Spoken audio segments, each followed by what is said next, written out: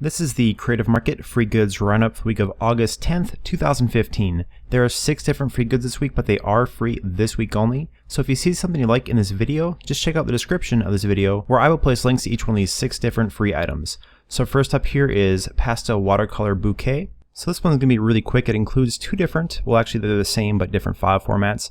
Pastels of flowers just like this right here. So this is the JPEG version, and as you can see on this version the PNG has a transparent background, and the size of both of these is 2400 by 2400 pixels, so it's a pretty decent size for most print or web applications. But what you see right here is what you get. I think this will be most useful on things like save the date invitations or wedding invitations, things like that, or even any project that you want to give a very spring feel to it. I think this will pull it off quite nicely. And I'll just zoom into 100% here so you can see how the watercolors look up close. These look very good in my opinion, and the illustration style was handled very nicely as well. But that's really it for this pack, so if you liked what you saw, just be sure to grab it this week. Next up is StyleBox, a blog website graphics kit.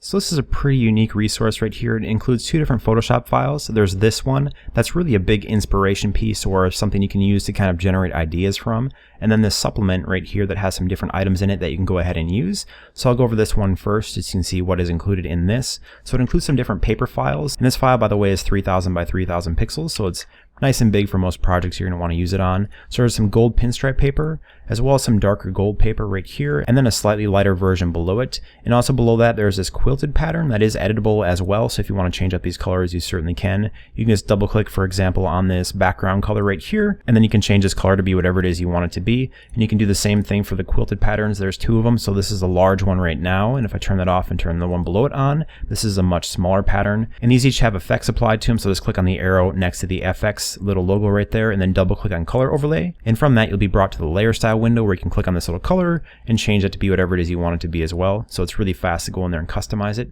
So I'm going to close this one right now and then go back to this one. That is really an interesting idea for showing different ways to use these files and kind of lay them out, and I think they did a really solid job of doing that because it covers both print as well as web. So up here you have a navigation, a little example of how that could look, and I think this is really focused around either a store or perhaps a stylistic blog, as these examples seem to be very web focused. Like right here is a scrolling banner image kind of template for it. But I could also see this working very nicely in print as well. All these things should translate pretty solid to that. Obviously you won't use a navigation in print, but these headlines and these text layouts right here look very nice, so they should work for that. And all this type is live and you can go ahead and edit it. I didn't download all the different fonts that are included here, so I'm not going to change all the stuff around, but just know that you can do that. So if you're looking for some ideas of how to use those different supplements that I showed before this, then this might be a really solid way to go ahead and do that. Or if you're just looking for some different web layout options, specifically this is really great for web, but like I said before, this will work for print too, then this might be a really nice way to go ahead and get some good ideas and then apply it in your own work as you see fit. It's worth noting that most of these examples are pretty small in this particular file, but you can go ahead and enlarge them when you're ready to make something custom for yourself using these as the example. But that's really it for this pack. If you liked what you saw, like I said before, this is a pretty interesting pack because it's more about inspiration than anything else. Be sure to grab it this week while it's still free. Next up are Flare and Haze, which are overlays for photos. This is a collection of 30 different overlays for photos, just like the one you see right here, and they're all provided in JPEG format. They're also super huge. If I go to image and image size, this particular one is 8000 by 8000 pixels, so this is more than big enough for almost any photo that you could possibly put this on. So I went ahead and actually dragged in 5 of these at random onto this particular photo file right here. So I'll just turn them on and off the way they show to do in the instructions that are included with this download, so you can kind of see how these look. So here's a very similar flare to the one right here, just so you can see how this looks overlaid on a photo. And you can of course move this around on your particular image that you apply it to make it go wherever it is that you want it to go. And the instructions say to use screen, but I'll just quickly go down through a few different options of blending modes here until I get to some that work a little bit better. So you can definitely play around with different options for blending modes as well if you want to make these a little bit more flexible or have a little bit different effect. And of course you can also go to the opacity in your layers window and just drop that down a little bit if you want this to be a little bit more subtle. That should give you a little bit more versatility as well. And also you can turn on multiple of these different effects. So if you want a starburst or a flare like this right here, but you also want an effect like this one in the background, you can certainly do that really easily. So this effect right here covers the entire photo and gives it a really cool color wash. And the one below it is very similar to that. I really like the tones that they chose in this particular one. It's a mix of like pinks and purples. It just turns out pretty nice on most photos. So here's the next one I selected that has a little bit of a rainbow overlay. I actually think this particular one is really cool. And of course you can drag this around wherever it is you want it to be to make it look as good as possible whenever photo that you apply it to. And here's the last one right here, just a very standard starburst or flare. And of course you can move this one around just like the other ones and then adjust the opacity as you see fit to make it either more or less apparent on your photo. But there are 30 of these in total, so I just picked 5 here at random. So if you like what you saw so far, there's a whole lot more included in the set. So be sure to check out everything when you download the pack. And once again, just play around with different blend modes and opacities and even turning on multiple of these things at once to make some potentially really interesting overlay effects. But that's it for this pack. If you liked what you saw, just be sure to grab it this week while it's still free. Next up is Haze, which is a hand-drawn font. This font is provided in both OpenType as well as TrueType font formats, and I have the OpenType version opened up inside Illustrator here to show it. So it includes both lowercase as well as uppercase letters, and I shrunk the uppercase letters quite a bit right here just so it all fit in this little box. But they are very consistently sized with the lowercase letters, I just had to shrink them.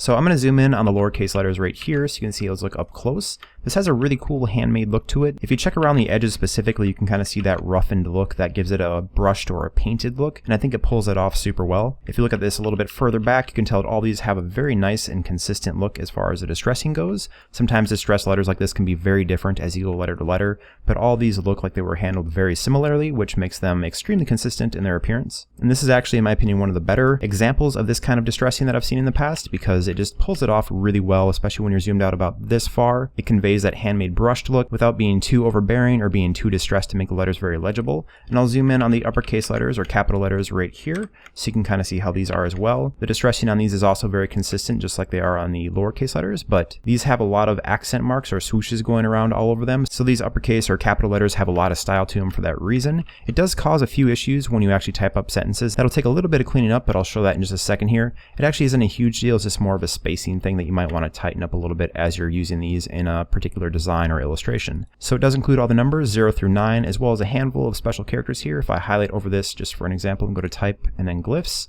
you can see everything that's included with this font. It has pretty much all the basics included, as well as a handful of different currency icons like the yen symbol or the pound symbol, as well as the dollar symbol, so you should be covered for most of those. And I typed up Free Goods Roundup right here so you can see how it looks typed up into a sentence. So for the spacing example I was talking about, where I said you might want to clean it up a little bit, there's actually not even a space between this E and the G from free to goods. So this is all just the same letter right here. So the spacing between these is pretty darn significant.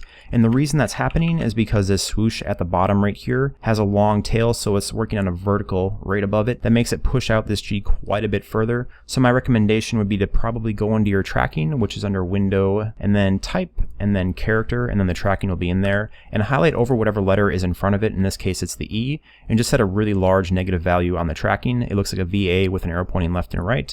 So even negative 100 in this case won't be enough, so I'll do like negative 400 to really push these together a whole lot tighter. And you could of course also just outline, ungroup, and then squish these letters together as well, but then your type won't be editable anymore, so just kind of be careful about that.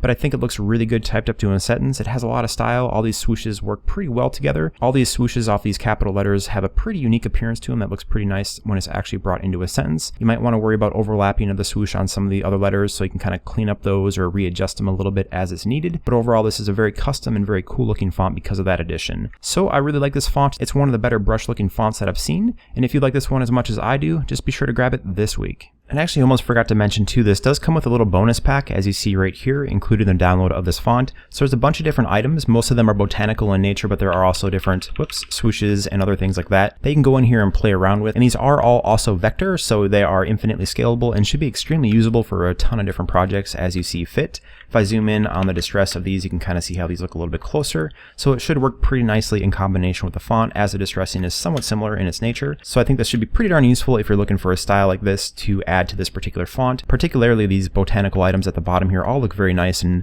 have a very consistent hand-drawn feel to them. That should really add something to your work if you're a fan of this style. Next up is Triangle Seamless Patterns.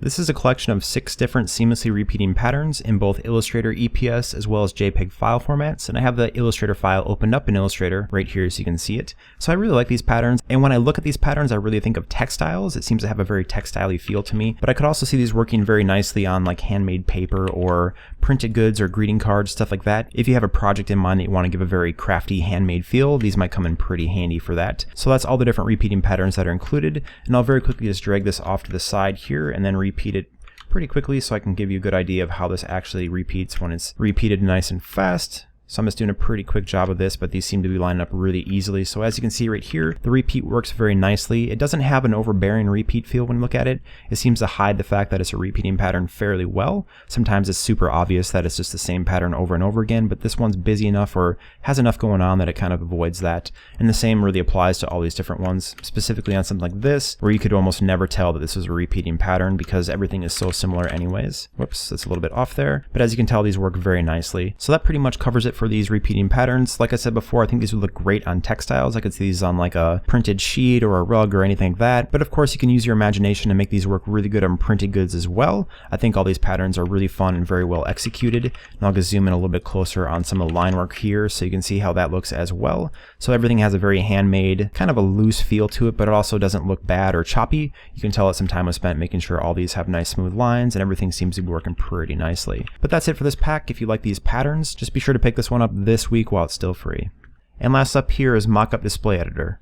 This is a Photoshop mockup set, so it's opened up in Photoshop right now, as would make sense. And if I go to image and then image size, it's 1500 by 1000 pixels. So this is really most suitable for web applications or displaying stuff on the web. For print, it'll be a little bit small. And I'm pretty sure I might have covered this before. I'm not sure if this exact item was a free good before, but I did see a bunch of stuff in here that seemed extremely familiar to me. But in any case, it's a pretty cool item, so I'm going to go over it again. So included in this are a bunch of color effects on the top here on their own layers. In case you want to add a color overlay over your objects here very quickly and easily, there's a handful of different colors that you can go ahead and do that on. And also included in the download, I didn't pull them all in, but there are some example mockups pre-made. So if you want some ideas, check those out. They're included as JPEGs, I believe. But there is a pretty good selection of them in there. So if you're looking for some inspiration to potentially figure out how you want to lay out your mockup the best way, these are a really good starting point or inspiration point to pull from. So in the actual mockup file, there is something called Your Mockup Needs. And in there, there's just a ton of different stuff. So in the animals folder, for example, there's an iguana as well as a cat. And I swear I remember this cat and iguana, since an iguana specifically is a pretty interesting thing to include in something like this. So that is why I think I've probably covered this before, but if not, your iguana needs are covered once again. And oops, I want to open this one back up. There's a bunch of books included as well.